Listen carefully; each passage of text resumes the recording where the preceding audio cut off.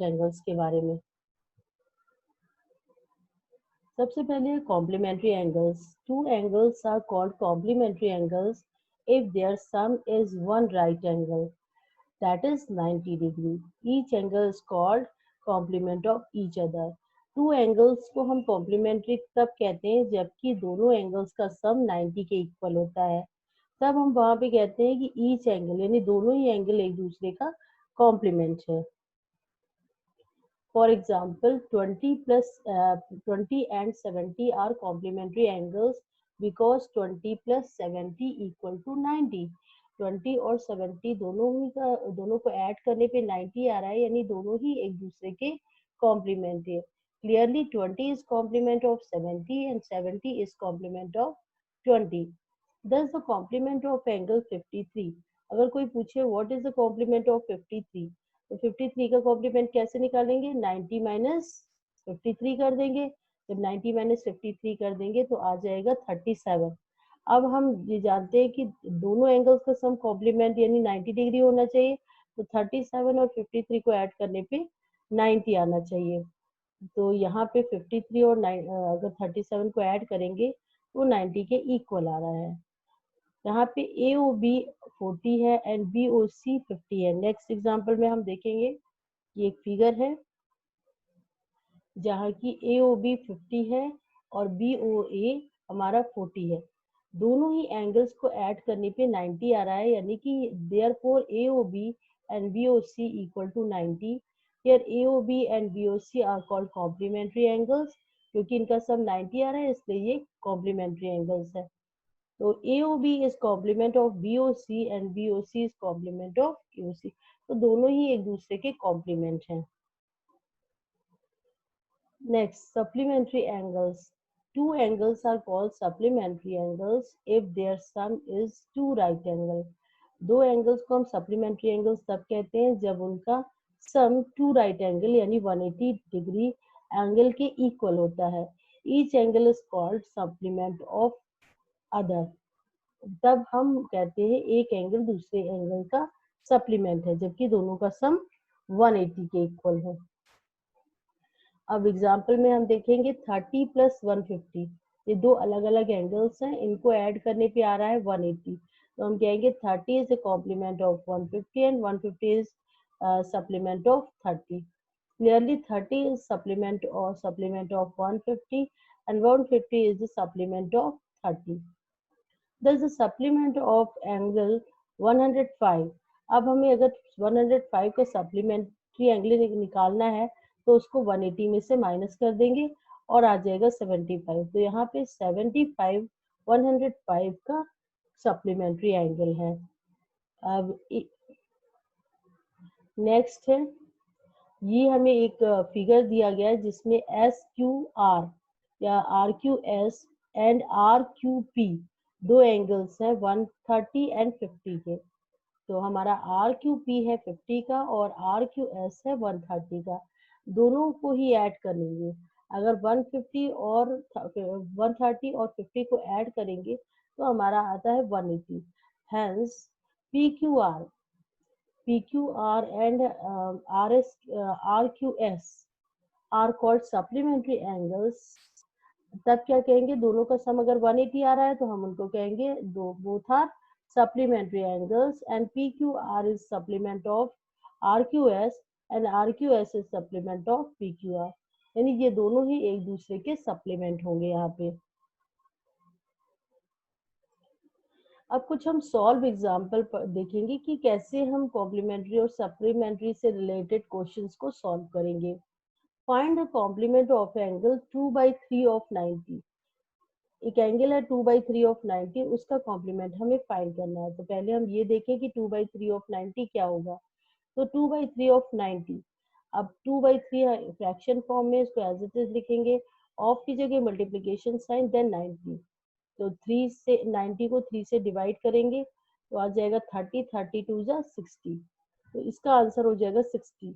60 एक एंगल है जिसका हमें कॉम्प्लीमेंट निकालना है। तो कॉम्प्लीमेंट निकालने के लिए क्या करते हैं, 90 में से 60 को माइनस करेंगे, 30 आ जाएगा। अब हम चेक कर लेंगे एक बार, 30 और 60 को ऐड करने पे 90 आ रहा है, यानी कि वो एक दूसरे के कॉम्प्लीमेंट है। Therefore, complement of the angle 2/3 of 90 equal to 30. अब नेक्स्ट एग्जांपल है, find the supplement of angle 4/5 of 90। अब 4/5 ऑफ 90 पहले निकालेंगे, फिर उसका सप्लीमेंट निकालेंगे। तो ये प्रोसेस है, कन्वर्ट 4/5 ऑफ 90। तो 4/5 ऑफ 90 का मतलब होता है 4/5 मल्टीप्लाई बाई 90। तो 5 से 90 को 5 से डिवाइड करेंगे और 4 से मल्टीप्लाई करेंगे, हमारा आ जाएगा 72। सप्लीमेंट ऑफ 72 इज 180 माइनस 72 होता है, और उसका आंसर आ रहा है 108। यानी 108 एंड 72 एक दूसरे के कॉम्प्लीमेंट है, सप्लीमेंट है। Therefore, supplement of the angle 4/5 of 90 equal to 108. Next example है, the measure of two complementary angles are this and this. Find the value of x. यहाँ पे x के फॉर्म में दो एंगल्स दिए हैं और कह रहे हैं दोनों ही एक दूसरे के कॉम्प्लीमेंट है, और कॉम्प्लीमेंट होने का मतलब है कि दोनों का सम 90 के इक्वल है। तो हम इन दोनों को ऐड कर देंगे। According to problem this and this are complement angles, so we get, हमने क्या किया, 2x minus 7 plus x plus 4 दोनों को ऐड कर दिया और 90 के इक्वल कर दिया, क्योंकि हमें पता है कि टू एंगल्स का सम अगर 90 है तभी वो एंगल्स आपस में कॉम्प्लीमेंट्री होंगे। अब ब्रैकेट ओपन करेंगे, 2x minus 7 plus x plus 4 equal to 90। 2x और x ऐड करने पे हो जाएगा हमारा 3x minus 7 plus 4 equal to 90। अब यहाँ पे 2x प्लस x हो जाएगा 3x minus 3 equal to 90। 3x, अब हमें क्या करना है, प्लस 3 दोनों साइड ऐड करना है, तो क्या हो जाएगा, मेरा इधर वाला 3 कैंसिल हो जाएगा, तो माइनस 3 प्लस 3 0 हो जाएगा, और 90 प्लस 3 93 हो जाएगा। तो 3x is equal to 93, then x is equal to 93/3। तो 3 1 3, 3 3 9 और 3 1 3, 31 x की वैल्यू आ गई। यहाँ पे ये जो है वो इसको हम दूसरे तरीके से भी कर सकते हैं कि हम क्या करेंगे, 3 को उधर ले जाएंगे तो हो जाएगा +3, और 90 प्लस 3 93 हो जाएगा, तो 3x इक्वल टू 93 हो जाएगा। तब हमारा solution x is equal to 31 आएगा। नेक्स्ट है एडजेसेंट एंगल। अब हम ये देखिए कि एडजेसेंट एंगल्स क्या होते हैं। Two non overlapping angles are said to be adjacent if they have common vertex and a common arm. यहाँ पे डायग्राम दिख रहा है कि COA के दो पार्ट है, एक COB और एक BOA, दोनों ही एडजेसेंट है क्योंकि ये दोनों एक दूसरे के ऊपर ओवरलैप नहीं हो रहे हैं, और यहाँ पे हमें O कॉमन वर्टेक्स मिल रहा है और OB हमारी कॉमन आर्म है दोनों ही एंगल्स के लिए। तो ये दोनों ही एंगल्स हमारे एडजेसेंट एंगल्स होंगे। Other two arms lying on opposite side, और जो कॉमन आर्म होगी वो तो बीच में लाई करेगी, पर other two arms opposite sides पे लाई करेंगे। So their interior do not overlap, तब इसका वो इंटीरियर ओवरलैप नहीं होगा।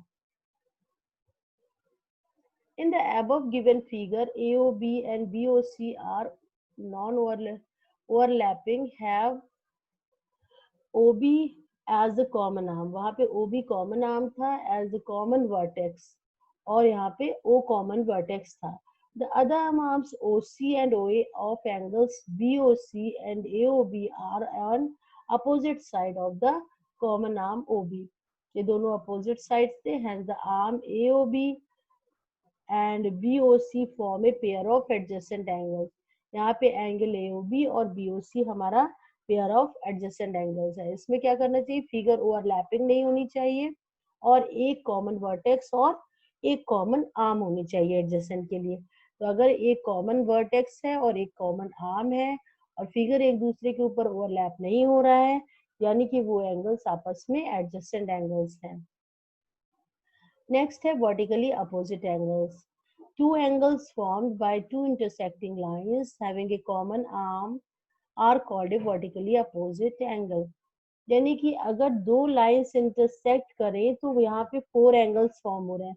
ये बीच वाला पॉइंट हमारा पॉइंट O है, तो ये 4 यहाँ पे एंगल फॉर्म हो रहे हैं तो ऐसे एंगल जिनका कोई भी कॉमन आर्म ना हो उसको हम कहते हैं वर्टिकली अपोजिट एंगल। यहाँ पे एंगल 1 और एंगल 2 वर्टिकली अपोजिट है, angle 3 and angle 4 vertically opposite है, क्योंकि एंगल 1 और 2 का कोई भी कॉमन आर्म नहीं है। वर्टेक्स तो कॉमन है पर आर्म कॉमन नहीं है, तो ऐसे एंगल्स को हम कहते हैं vertically opposite angles. In the given figure, two lines AB and CD intersect each other at a point O. इस पॉइंट पे ये दोनों लाइंस इंटरसेक्ट कर रही हैं। They form four angles AO, यहाँ पे 4 एंगल्स फॉर्म हो रहे हैं। AOC, ये बीच का पॉइंट हमारा O पॉइंट है। AOC, COB, BOD and DOA, ये 4 एंगल्स फॉर्म हो रहे हैं जिनको हमने लिखा है angle 1, angle 2, angle 3 and angle 4। These 4 angles formed here in this figure. So in this figure हम कहेंगे angle 1 is vertically opposite to angle 2. Angle 3 is vertically opposite to angle 4 because they don't have any common arm. इनकी कोई common arm नहीं है, 3 और 4 की और 1 और 2 की। Similarly, we can say that angle 1 and angle 2 form a pair of vertically opposite angles. Angle 1 and 4 form another vertically opposite angle. Two pair of vertically opposite angles are formed here in this figure. When two lines intersect, then vertically opposite angles are always equal. जब two lines intersect करती हैं तो vertically opposite angles हमेशा equal होते हैं। तो यहाँ angle 1 angle 2 के इक्वल होगा, एंगल 3 एंगल 4 के इक्वल होगा।